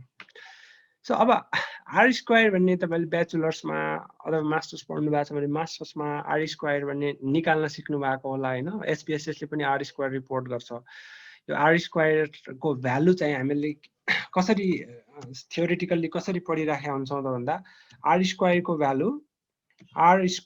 भ्यालु चाहिँ 0 देखि 1 को बिचमा हुन्छ, अथवा 0 कहिले पनि हुँदैन, प्र्याक्टिकल्ली 0 कहिले पनि हुँदैन, प्र्याक्टिकल्ली 1 पनि कहिले हुँदैन। सो आर स्क्वायरको भ्यालु चाहिँ 0 देखि 1 को बिचमा हुन्छ, 0 to 1 को बिचमा हुन्छ। थ्योरिटिकल्ली 1 हुन सक्ने भए तापनि डेटामा कहिले पनि 1 हुन सक्दैन। यो 0.99 आउला, एक्ज्याक्टली 1 आउँदैन। So between 0 and 1।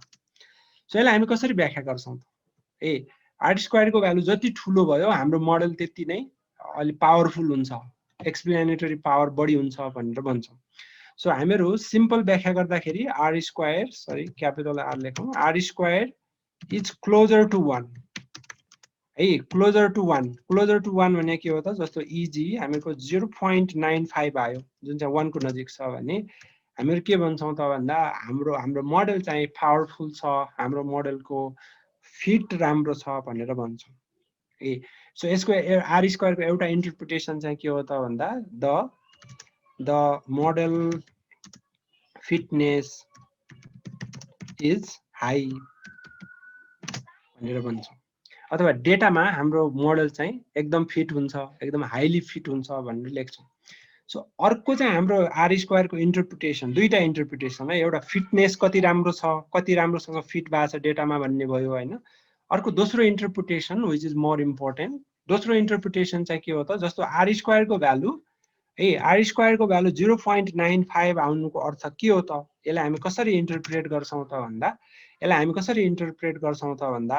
अबाउट 95%, अब यसलाई पर्सेन्टमा लान्छौँ हामी, 95% भेरिएसन भनेको चाहिँ चेन्ज हो, about 95% variation in dependent variable भनेको चाहिँ हाम्रो वेज रेट हो अहिलेको लागि।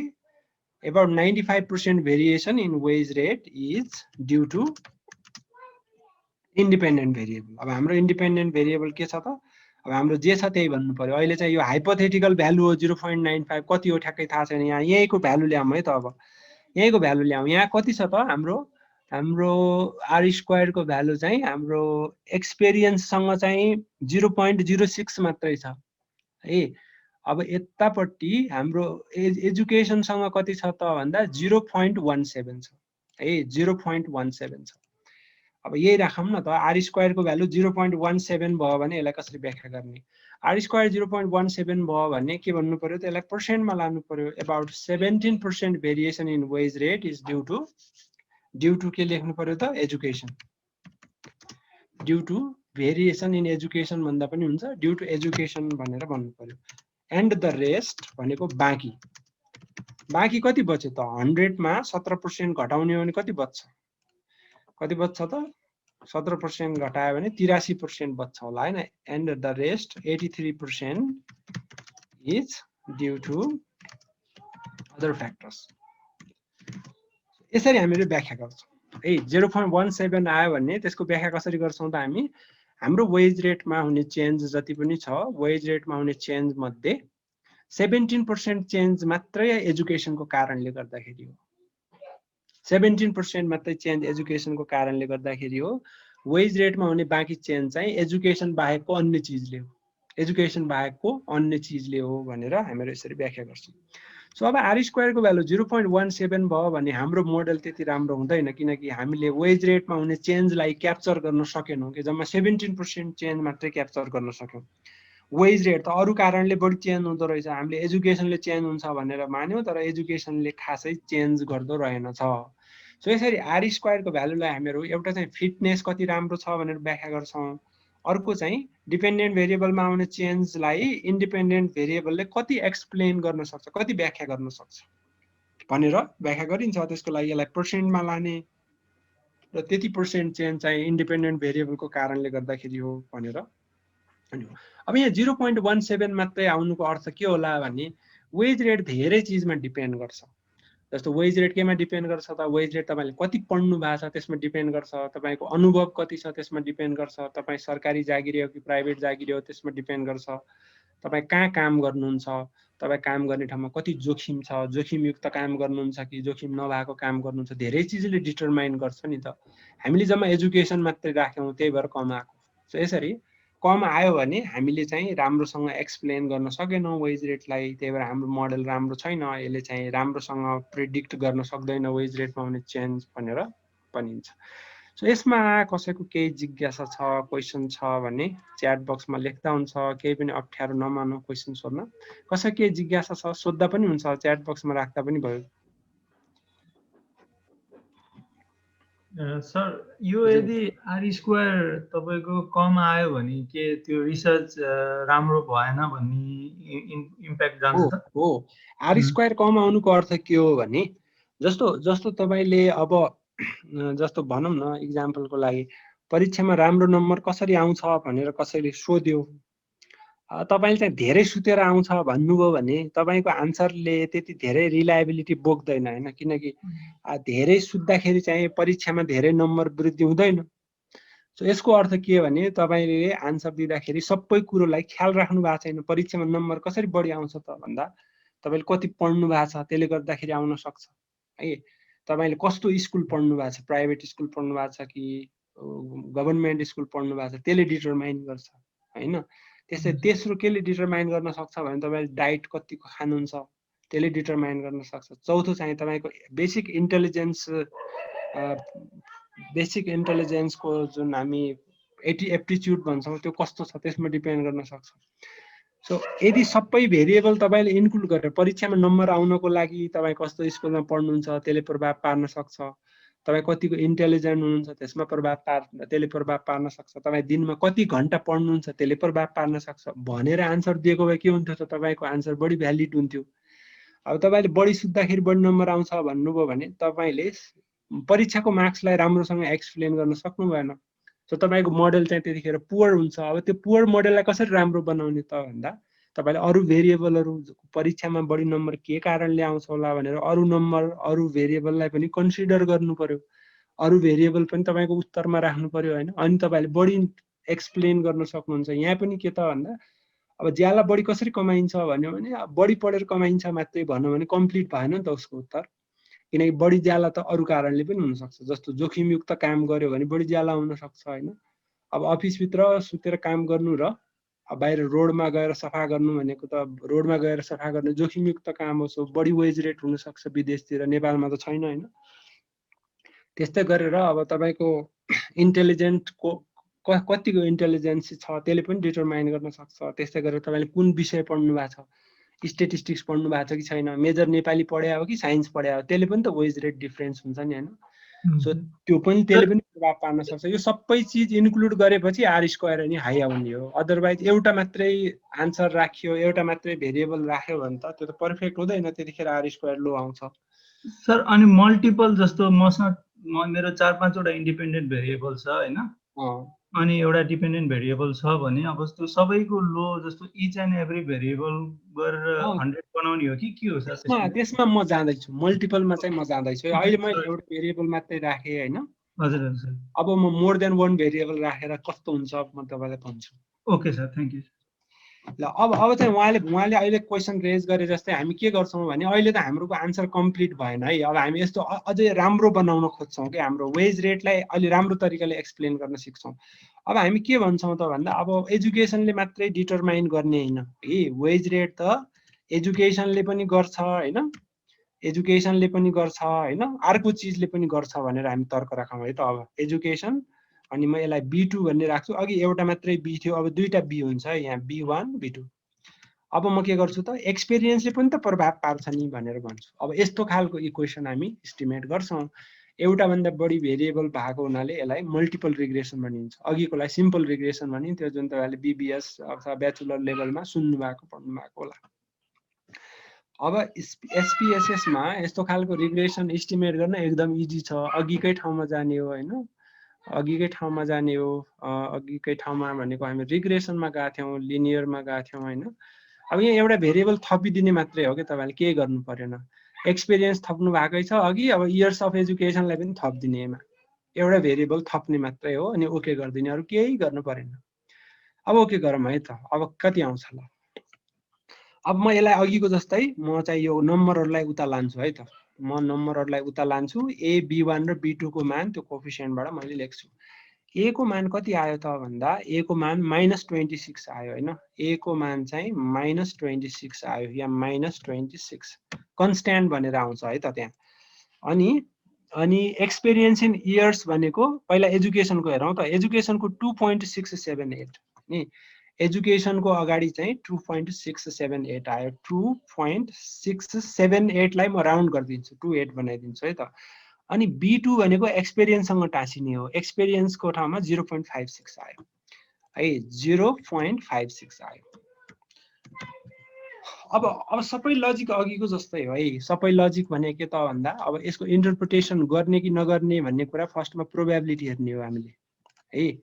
प्रोबेबिलिटी सबैको 0 आछ है। तपाईको स्क्रिनमा कति सानो देखिया छ, यो सबैको प्रोबेबिलिटी 0 छ। भन्नुको अर्थ के त भन्दा, we can interpret both variables.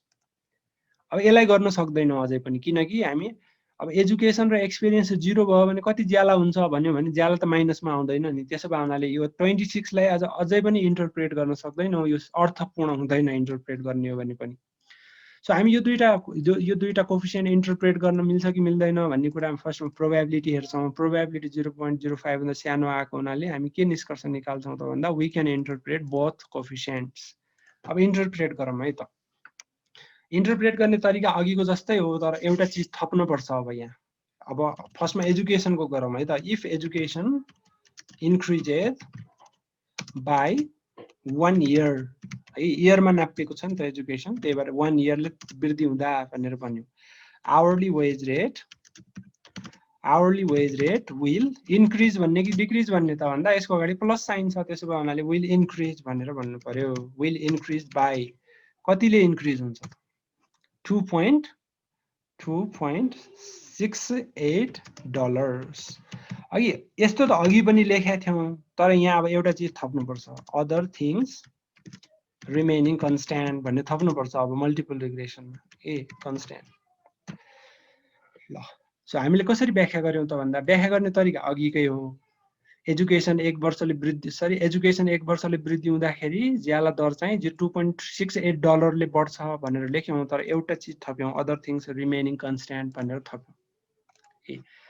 अब एक्सपिरियन्सको पनि त्यसै गरेर गरौँ है। म सजिलोको लागि यसलाई कपी गर्छु हैन, ताकि टाइप गर्न नपरोस्। सरी, यसलाई सबैलाई कपी गर्छु र तल पेस्ट गर्छु अनि त्यसैमा चेन्ज गरिदिन्छु है त। सो अब एक्सपिरियन्सको लागि चाहिँ के भन्नु पर्यो त, if experience increases by 1 year, hourly wage rate will increase भन्ने कि डिक्रिज भन्ने त भन्दा, यसको अगाडि पनि प्लस साइन छ, त्यसो भए विल इन्क्रिज भन्नु पर्यो बाई कति छ त, 0.056 है। यहाँ चाहिँ 0.056 डलर्स भन्नु पर्यो। अदर थिङ्स रिमेनिङ सेम भनेर पनि भन्नु पर्यो। एक्सक्युज मी सर, 0.56 मात्रै हो सायद सर। ए पख्नु है त, त्यताबाट मैले राख्दाखेरि गलत गरेँ। यस सर, हजुर सर, कपी गर्दा 0.56 हो, धन्यवाद है। 0.56 हो है त, 0.56 हो, यहाँ पनि 0.56 हो। के भन्नु पर्यो त भन्दा, एक्सपिरियन्स 1 वर्षले बढ्दाखेरि आवरली वेज रेट अथवा प्रति घण्टाको ज्याला चाहिँ 0.56 डलरले बढ्छ भन्नु पर्यो। तर एउटा भन्दा बढी भेरिएबल हुने बित्तिकै हामीले के टाँस्नु पर्छ त, जहिले पनि झुन्ड्याउनु पर्छ यो अदर थिङ्स रिमेनिङ सेम। यो भने के हो भने, एक्सपिरियन्स नबढिकन अथवा एक्सपिरियन्स जस्ताको तस्तै छ, एजुकेसन मात्रै बढ्यो भने त्यसले कति वृद्धि गर्छ भनेको हो कि अदर थिङ्स रिमेनिङ सेम भन्ने के हो त एक्सपिरियन्समा केही पनि चेन्ज छैन। तपाईले एजुकेसन मात्रै बढाउनु भयो भने कति बढ्छ ज्याला, यसले के भन्छ त तपाईको एजुकेसन सेम छ तर 1 वर्ष थप अनुभव भयो भने ज्याला कतिले बढ्छ भनेपछि एजुकेसन सेम भएको बेला एक्सपिरियन्स बढ्यो भने कतिले बढ्छ ज्याला, एक्सपिरियन्स सेम भएको बेला तपाईले 1 वर्ष थप पढ्नुभयो भने कतिले ज्याला बढ्छ भन्ने चाहिँ यसले भन्ने हो। सो यसरी मल्टिपल रिग्रेसन व्याख्या गर्दाखेरि हामीले other things remaining same, other things remaining constant भनेर भन्नुपर्छ। अब यसको आर स्क्वायर हेरौँ है त, अघि एकजना साथीले चाहिँ सोध्नु भएको थियो होइन, अब आर स्क्वायर के भयो त है, यसको आर स्क्वायर चाहिँ हामीहरूको यहाँ 0.201 भएको छ होइन, 0.201। सो यसको आर स्क्वायर चाहिँ यसको आर स्क्वायर 0.201। अघि 17% थियो अहिले बढेर 20% भयो है त, एउटा भेरिएबल थपेपछि हामीले 20% भयो आर स्क्वायर। अब यसलाई कसरी व्याख्या गर्नु पर्यो त भन्दा है अबाउट 20% भन्नु पर्यो, अबाउट 20%, 20.1 लेख्दा पनि हुन्छ, 20% भेरिएसन इन वेज रेट भन्नु पर्यो है त। 20% variation in wage rate is explained by, अघि हामीले एउटा मात्रै भेरिएबलको नाम लेखेका थियौँ, अब यहाँ दुईटा भेरिएबल युज गरे हुनाले एजुकेसन एन्ड एक्सपिरियन्स भन्ने लेख्नु पर्यो है त। अघि एजुकेसनले मात्रै गर्छ भन्ने थियौँ वा एक्सपिरियन्सले मात्रै गर्छ भन्ने थियौँ, अहिले दुईटै भेरिएबल इन्क्लुड गरेको हुनाले हामीले एजुकेसन र एक्सपिरियन्सले 20% व्याख्या गर्छ भन्नु पर्यो। एन्ड द रिमेनिङ है, रिमेनिङ कति भयो त भन्दा रिमेनिङ 80% होइन, 80% is explained by other factors. ए अझ पनि हामीले जम्मा 20% मात्रै व्याख्या गर्न सकिरहेका छौँ कि वेज रेटमा हुने चेन्जको जम्मा 20% मात्रै व्याख्या गर्न सकिरहेका छौँ। हाम्रो मोडल अझै पनि के छ त पुअर छ। अब हामी भेरिएबल अझ एड गर्छौँ है त। अब हामी कुन भेरिएबल एड गर्छौँ त भन्दा लास्टमा अब हामी जेन्डर फरक पर्यो भने नि त ज्याला दर फरक पर्छ नि, त्यो तर्क राख्छौँ है त। जेन्डर मेल फिमेलमा पनि ज्याला दर फरक हुन्छ। सो जेन्डर फरक पर्यो भने ज्याला पनि फरक पर्छ, त्यही भएर जेन्डरले पनि डिटरमाइन गर्छ भनेर हामी मेल भन्ने भेरिएबल थप्छौँ है कि। मेल भन्ने भेरिएबल कस्तो भेरिएबल हो त, यदि तपाईँले बिर्सिनु भएको छैन भने मेल भन्ने भेरिएबल कस्तो हो त, यो चाहिँ यसमा तपाईँले हेर्न सक्नुहुन्छ, 0 भने फिमेल, 1 भने मेल, 0 भनेको फिमेल, 1 भनेको मेल। सो मेल फिमेललाई छुट्याउने भेरिएबल हो। सो अब हामीहरू यसलाई पनि युज गर्न सक्छौँ। सो अस्ति चाहिँ हामीले भनेको थियौँ नि यो चाहिँ नोमिनल भेरिएबलमा हामीले 0-1 क्याटेगोरी राख्ने हो भने रिग्रेसनमा युज गर्न सजिलो हुन्छ भनेर सायद रोहनजीले सिकाउनु भएको थियो होला। यदि बिर्सिनु भएछ भने पनि तपाईँले यो 1 भनेको मेल, 2 भनेको फिमेल पनि दिन सक्नुहुन्छ। तर 0-1 दिनुको फाइदा के हुन्छ भने 0-1 दिने हो भने तपाईँले क्याटेगोरिकल भेरिएबललाई पनि रिग्रेसनमा सजिलैसँग युज गर्न सक्नुहुन्छ। त्यही भएर हाम्रो सुझाव के हो भने यदि कुनै भेरिएबलको दुईटा मात्रै क्याटेगोरी छ, दुईटा मात्रै ग्रुप छ भने जहिले पनि 0-1 मा कोड गर्न पर्छ ताकि रिग्रेसनमा सजिलैसँग त्यसलाई युज गर्न सकियोस्। यदि तपाईँले 1 मेल 2 फिमेल गर्नुभयो भने यहाँ बर्बाद हुन्थ्यो, रिकोड गर्नु पर्थ्यो, फेरि 1 लाई मेल अनि 2 लाई 0 मा लैजा भन्नु पर्थ्यो है त। सो यसरी रिग्रेसनमा युज गर्नलाई क्याटेगोरिकल भेरिएबललाई 0-1 मा कोड गर्दाखेरि एकदमै राम्रो हुन्छ। अब हामी यो 0-1 मा कोड गरेको नोमिनल भेरिएबललाई पनि अस्ति रोहनजीले चाहिँ नोमिनल भेरिएबलको मिन स्ट्यान्डर्ड डेभिएसन केही पनि निकाल्न मिल्दैन भन्नुभएको थियो होला होइन। तर यसलाई रिग्रेसनमा युज गर्न मिल्छ, रिग्रेसनमा चाहिँ युज गर्न मिल्छ। हामी यसलाई थप्छौँ अब अघिको केसमा। सो म फेरि चाहिँ लिनियरमा जान्छु होइन, फेरि रिग्रेसनमा लिनियरमा जान्छु, त्यसपछि म यहाँ थप्छु। कुन थप्छु त म चाहिँ मेल भन्ने भेरिएबल थप्छु। यो चाहिँ क्याटेगोरिकल हो, अब 0-1 मा नापिएको छ। अब ओके गर्छु है त। अब ओके गरेपछि आर स्क्वायर कति पुग्यो त भन्दा एक्सक्युज मी सर हजुर सरी सर एउटा त्यहाँनिर कन्फ्युजन भयो। हजुरकोमा मेल मात्रै आउनु लाग्छ, मेरोमा जेन्डर आउनु लाग्छ सर। तपाईँले मेललाई जेन्डर भन्ने लेख्नु भयो होला, न त आउँदैन कि। हाम्रो रोहनजीले चेन्ज गर्नु भएको छ नाम? जेन्डर भित्र मेल फिमेल दुईटा छन् सर। सर मैले अघि चेन्ज गरेको छु त्यो चाहिँ। ए त्यो तपाईँकोमा चाहिँ रोहनजीले चेन्ज गर्नु भएको रहेछ, त्यस तपाईँले जेन्डर छान्नु पर्ने भयो है त। त्यहाँ नाम चेन्ज गर्नु भएको रहेछ उहाँले डेटामा। सो यसको ठाउँमा जेन्डर भन्ने छ होला होइन। यहाँ पनि जेन्डर लेख्नु भएको छ होला उहाँले। जस यही भेरिएबल छान्नु न, त्यसको पनि दुईटा क्याटेगोरी छ। ल अब आर स्क्वायर कति पुग्यो त भन्दा हामीहरूले 24% पुग्यो। अघिको भन्दा अझै राम्रो भयो है त। यो राम्रो भयो किनकि हामीले 24% चाहिँ चेन्ज व्याख्या गर्न सक्यौँ। अब यसमा हामीले थपेको मेल भन्ने भेरिएबलको प्रोबेबिलिटी कति छ त? 0.05 भन्दा सानो छ कि छैन? पहिला त्यो हेर्नुपर्छ है त। र भेरिएबल थप्दै जाने मात्रै होइन कि, थप्दाखेरि त्यो सिग्निफिकेन्ट छ कि छैन त्यो हेर्नु पर्यो। सो मेल भन्ने भेरिएबल चाहिँ सिग्निफिकेन्ट छ है त, किनकि यसको प्रोबेबिलिटी 0.05 भन्दा सानो छ।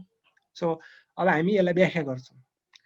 क्याटेगोरिकल भेरिएबलको व्याख्या गर्ने तरिका फरक छ थोरै। त्यसो भए हुनाले अब म यसलाई फेरि इक्वेसनमा लान्छु है त। फेरि म यसलाई कसरी लेख्छु भने y इज इक्वल्स टु -25, म सजिलो बनाएर लेख्छु अलिकता, -25 प्लस 0.406 एक्सपिरियन्स है। 0.406 लाई म 41 बनाइदिन्छु है त राउन्ड गरेर, टाइम्स एक्सपिरियन्स प्लस त्यसपछि एजुकेसनसँग कति आयो त भन्दा 2.59 है। 2.59 इन्टु एजुकेसन प्लस प्लस 5.91 बनाइदिन्छु म राउन्ड गरेर, 5.91 टाइम्स मेल है। यो चाहिँ हाम्रो रिजल्ट आयो। पहिला मैले के भने त सबैको सिग्निफिकेन्स प्रोबेबिलिटी 5% भन्दा सानो छ कि छैन त्यो हेर्नुपर्छ फर्स्टमा, अनि मात्रै व्याख्या गर्ने हो। हामीले हेर्यौँ होइन। अब यसलाई व्याख्या गर्छौँ। अरू कोफिसिएन्टहरू व्याख्या गर्ने तरिका सेम हो। एक्सपिरियन्स 1 वर्षले वृद्धि हुँदाखेरि ज्याला दर $0.41ले बढ्छ, other things remaining the same भन्नु पर्यो। 1 वर्षले एजुकेसन बढ्दाखेरि ज्याला दर $2.59ले बढ्छ, other things remaining the same भन्नु पर्यो। यो कोफिसिएन्टलाई व्याख्या गर्ने तरिका मात्रै फरक छ। यो क्याटेगोरिकल भेरिएबललाई व्याख्या गर्ने तरिका फरक छ, हामीहरू त्यो हेर्छौँ है। सो यो क्याटेगोरिकल भेरिएबललाई हामीले कसरी व्याख्या गर्नुपर्छ त? सिम्पल छ यो व्याख्या गर्ने तरिका। Difference between the wage rate of male and female भनेर व्याख्या गर्नुपर्छ। मेल भित्र जुन जुन क्याटेगोरी छन् नि त्यो दुईटाको डिफरेन्स भनेर व्याख्या गर्नुपर्छ यसलाई।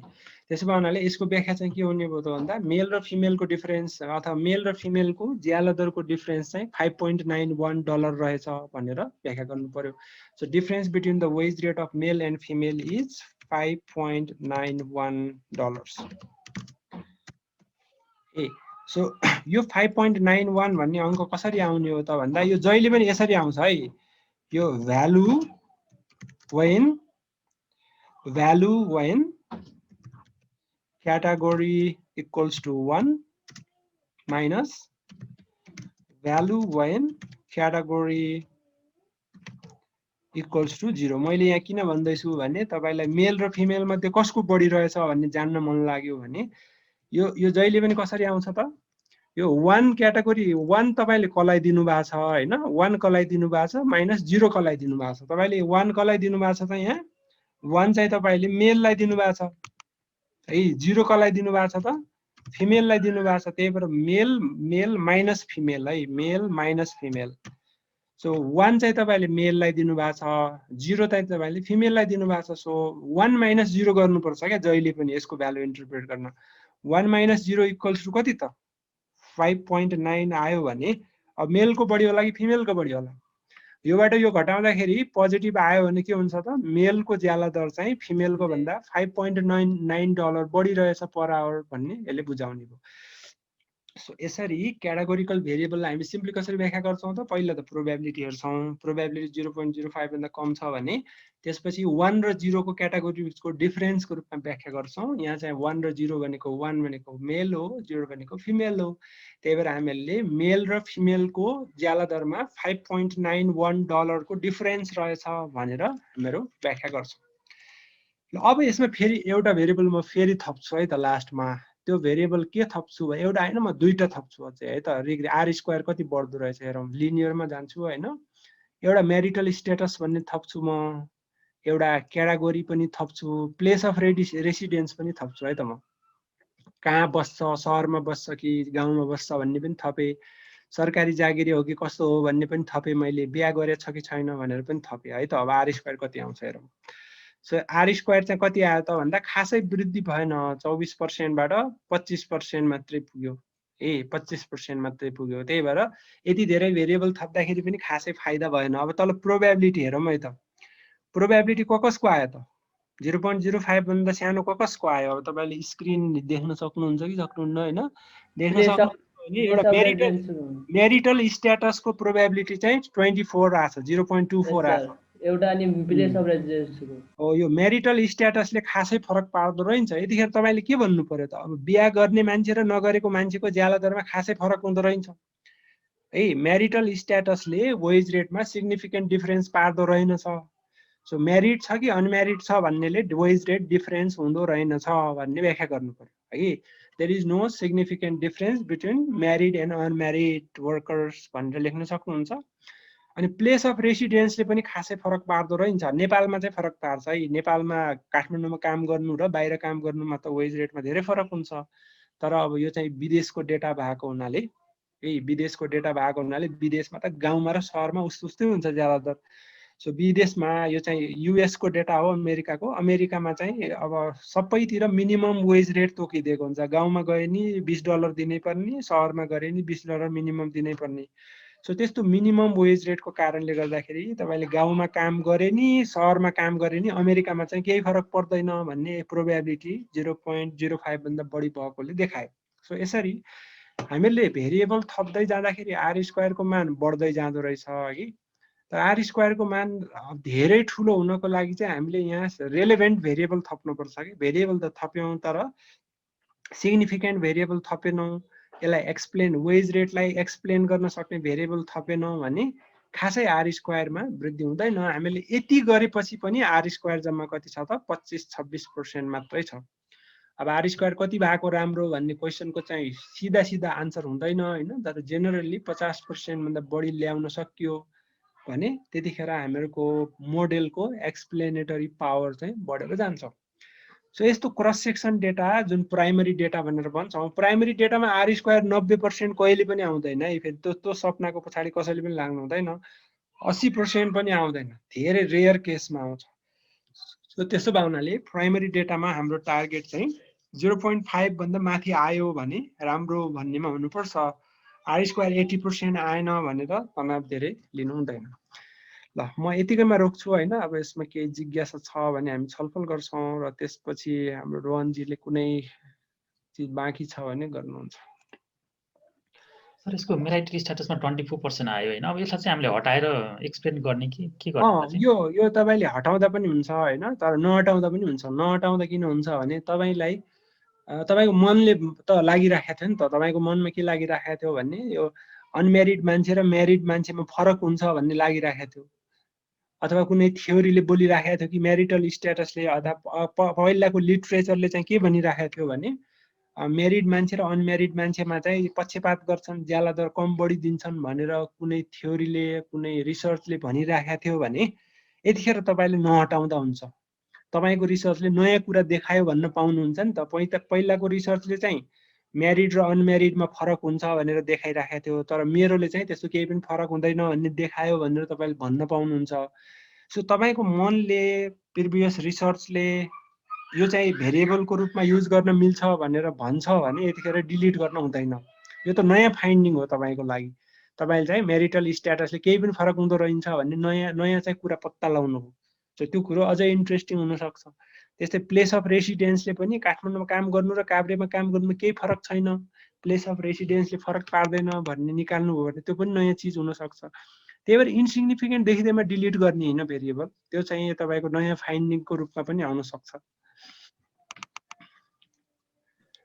सर यो आर स्क्वायर र एडजस्टेड आर स्क्वायरको बिचमा के फरक हुन्छ सर?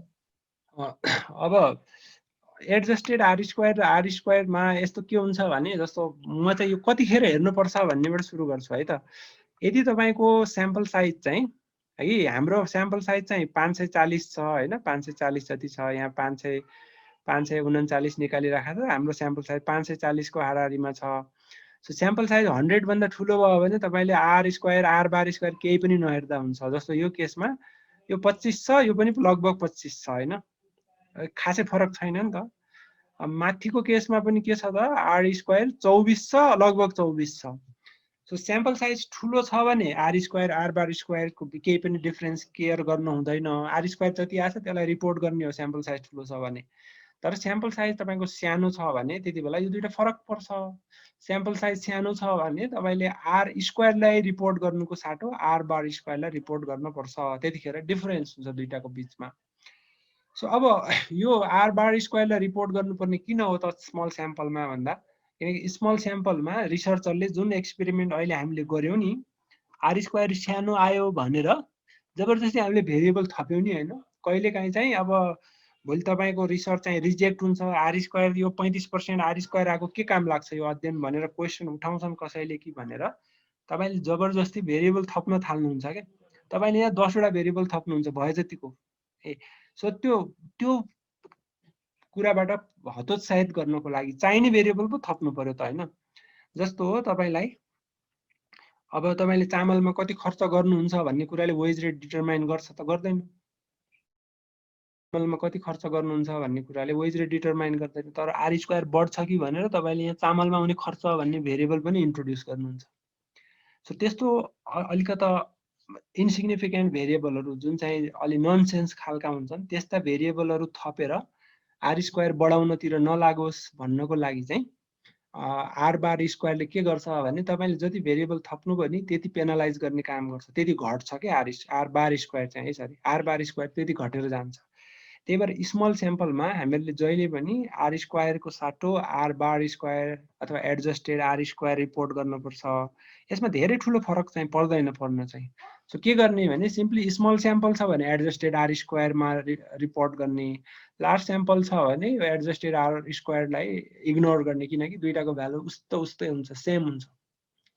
अहिले पोइन्टमा मात्रै फरक हुन्छ, 1% भन्दा पनि बढी फरक हुँदैन, पोइन्टमा मात्रै फरक हुने भावनाले लार्ज स्याम्पलमा r स्क्वायर मात्रै हेर्दा हुन्छ, स्मल स्याम्पलमा एडजस्टेड r स्क्वायर वा r बार स्क्वायर चाहिँ हेर्नुपर्छ। दुईटाको इन्टरप्रिटेसन गर्ने तरिका सेम हो, दुईटाको काम सेम हो। वेज रेटमा आउने चेन्ज मध्ये कति % चेन्ज चाहिँ व्याख्या गर्छ इन्डिपेन्डेन्ट भेरिएबलले भनेर व्याख्या गर्ने हो, इन्टरप्रिटेसन सेम हो। तर लार्ज स्याम्पलमा r स्क्वायरमा डिपेन्ड गर्ने, स्मल स्याम्पलमा r बार स्क्वायरमा डिपेन्ड गर्ने। सब यसको फर्मुला कस्तो हुन्छ भन्ने चाहिँ अलि टेक्निकल कुरा हो, त्यो त म गइन हैन। जस अहिले यति सम्झिराख्नुस् कि small स्याम्पलमा r bar square, large स्याम्पलमा 100 भन्दा बढी भयो भने r स्क्वायरमा रिलाइ गर्दा हुन्छ। अब यो रिग्रेसन चाहिँ एकदम भास्ट टपिक हो हैन, हामीहरु धेरै कम्प्लेक्सिटीमा गएनौं। अब यहाँ कतिपय मान्छेलाई यो रिग्रेसनको काम पनि छैन होला, जस्तो अब बीबीएस पढिराखेको भाइ बहिनीहरु, अब इकोनोमिक्स बिजनेस भन्दा बाँकी फिल्डमा जस्तो अब हेल्थ फिल्डमा भएको मान्छेले खासै रिग्रेसनमा काम गर्दैनन् हैन, उनीहरुलाई हाइपोथेसिस टेस्टिङ सम्म गर्यो भने धेरै भइहाल्छ। सो कतिपय फिल्डमा रिग्रेसन युज हुन्छ, जस्तो इकोनोमिक्स र म्यानेजमेन्टमा अलि बढी युज हुन्छ भने साइन्सको फिल्डतिर रिग्रेसन त्यति युज हुँदैन। त्यसमा ANOVA test, chi square test, T टेस्टहरु बढी युज हुन्छ त्यतापट्टि। सो यसमा हामीले त्यही भएर रिग्रेसनमा डिटेलमा गएनौं। रिग्रेसनको धेरै भास्ट टपिक छ, यस्तो खालको 100-200 प्रकारको रिग्रेसन हुन्छ। सो त्यो हामी यसमा थप्दै गएर लास्टसम्म पुग्ने हो भने हामीलाई रिग्रेसनमै 15-20 दिन जति चाहिन्छ। सो अब फ्युचरमा कहिलेकाहीँ अब तपाईहरुको इन्ट्रेस्ट भयो भने हामी रिग्रेसनमा फर्दर काम गर्न सक्छौं। र आजको लागि मैले यतिकैमा रोक्छु।